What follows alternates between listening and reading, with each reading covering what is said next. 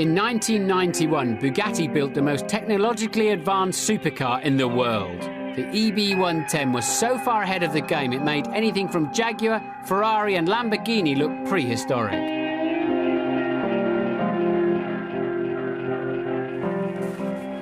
You're probably thinking this is yet another Italian supercar styled by Gandini with an engine in the back the size of Tahiti. Well, you'd be right, but the Bugatti had so much more. The engine was a lightweight 3.5-litre V12. It had trick aerodynamics, four-wheel drive, ABS, power-assisted steering, 6-speed gearbox, wood and leather. It had everything the Jaguar XJ220 should have had, but didn't. Plus, the EB110 was cheaper, and being a Bugatti, it was a whole lot more exclusive.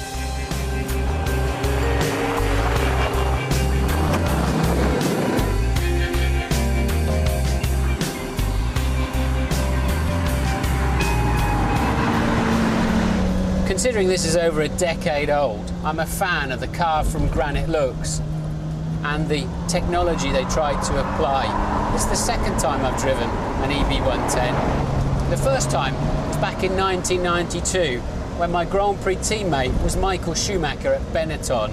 He turned up for a test at the Paul Ricard circuit in the south of France in a bright yellow one and offered me the chance of a run.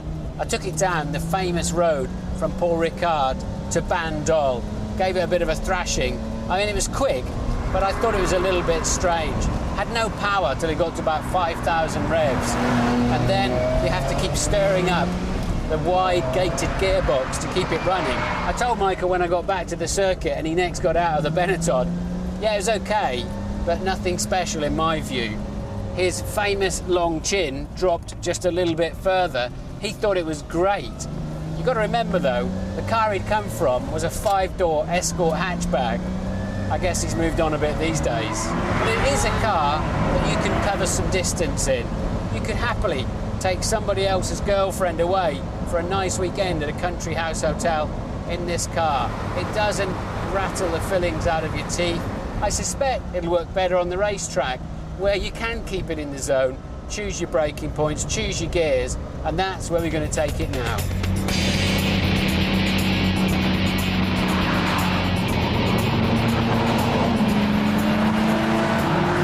It's an amazing difference, isn't it? This is fun to drive on the racetrack. I can really get into this. It's so different to the road, where I just could never really get it up and running before I seemed to come across a corner or a tractor or something, and it had no power whatsoever. Now it's great, and I'm even beginning to somehow get a grip on this wide gate of the gearbox, and the braking is very stable. Very impressed with that. Four-wheel drive then now.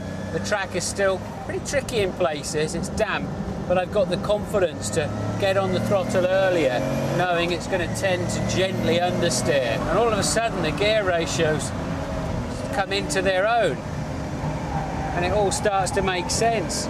Front right tyre through this long cascade bend, beginning to hurt already. Just a little bit less grip, lap by lap. Let's try it into another one here at Ireland. You can hear it. Tyre starting to sing now. Into the shell hairpin. Throw it in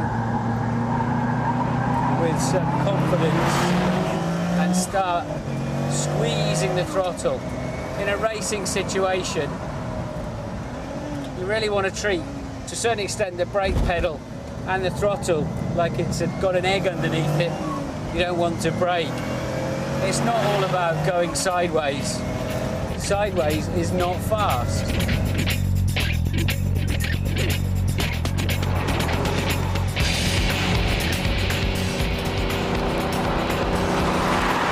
The only time this car slightly makes me nervous is over a crest where I have to start braking and downshifting. Back end just wants to step out, and it's just slightly a question of, I wonder what's going to happen next. It's easily correctable, but much happier with this car in track conditions. not something I'd want for the road, but given it felt so silky smooth and had a sort of a limo ride compared to the others, it's okay on the road if you could just get rid of that turbo lag. The Bugatti with those 4 lazy turbos is tiresome on the road, but it does manage to get back some cred on the track.